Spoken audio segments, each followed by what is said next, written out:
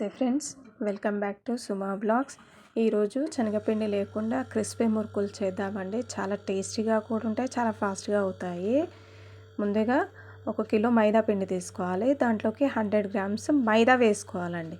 మైదా వేసుకున్న తర్వాత దాంట్లోకి వామ, నువ్వులు, ఇంకా కొద్దిగా పసుపు, కారము, ఉప్పు వేసుకోవాలండి. సాల్ట్ వేసుకోవాలి.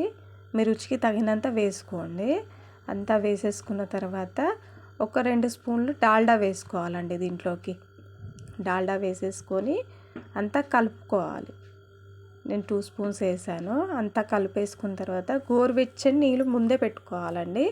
గోరువెచ్చని నీళ్ళు వేసేసుకొని అంతా కలుపుకోవాలండి.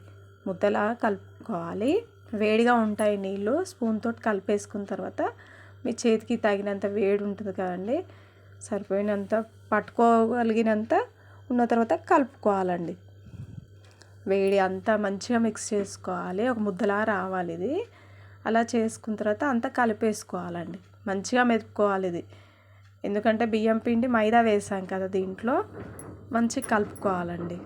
కలిపేసుకొని ఇది పక్కన పెట్టేసుకోవాలి. అంతా ఇలా పక్కన పెట్టుకున్న తర్వాత ఒక కడాయి తీసుకొని స్టవ్ మీద పెట్టుకోవాలండి. డీప్ ఫ్రై సరిపడినంత ఆయిల్ వేసుకోవాలి. ఆయిల్ వేసేసుకొని ఆయిల్ వేసి వేడయ్యేంత వరకు పెట్టుకోవాలండి. మన మురుకుల గొట్టంలోకి కొద్దిగా తీసుకొని పెట్టేసుకొని ఇలా చిన్న చిన్న మురుకులు చేసుకోవాలండి.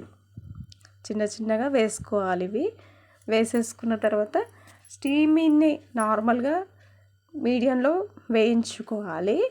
లాస్ట్లో హైలో పెట్టుకోవాలండి. చాలా క్రిస్పీగా వస్తాయి ఇలా వేయించుకుంటే. నేను మీడియంగా పెట్టాను. మంచిగా క్రిస్పీగా అవుతాయండి. ఇలా టర్న్ చేసుకోవాలి.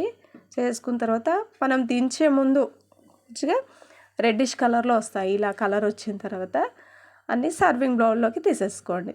వేరే గిన్నెలోకి తీసేసుకోవాలి. ఇలా అన్నీ చేసుకోవాలండి.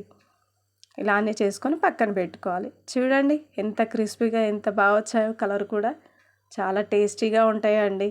ఈ రెసిపీ ఒకసారి ట్రై చేయండి. చాలా టేస్టీగా కూడా ఉంటాయి. శనగపిండి తినని వాళ్ళకు ఈ రెసిపీ బాగుంటుందండి. ఈ రెసిపీ నచ్చితే లైక్, షేర్, సబ్స్క్రైబ్